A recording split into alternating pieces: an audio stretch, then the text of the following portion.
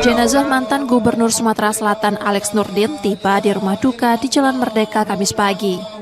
Suasana haru dan zikir mengiringi kedatangan almarhum, dihadiri keluarga, masyarakat, dan pejabat daerah.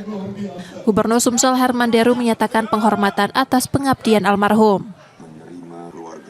Beliau 10 tahun banyak peninggalan beliau yang tentu bukan hanya melihat satu sisi saja, tapi ada pembangunan mental, pembangunan infrastruktur, pembangunan non-fisik. Nah ini yang tentu kita bisa katakan banyak sekali legasi beliau.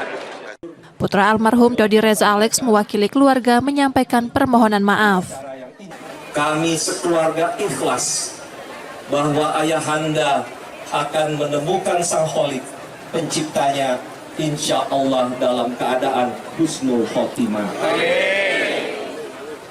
Untuk itu, atas nama keluarga besar, saya mengucapkan permohonan maaf sebesar-besarnya apabila almarhum dalam semasa hidupnya, dalam pergaulannya, maupun juga dalam kedinasannya banyak melakukan kesalahan.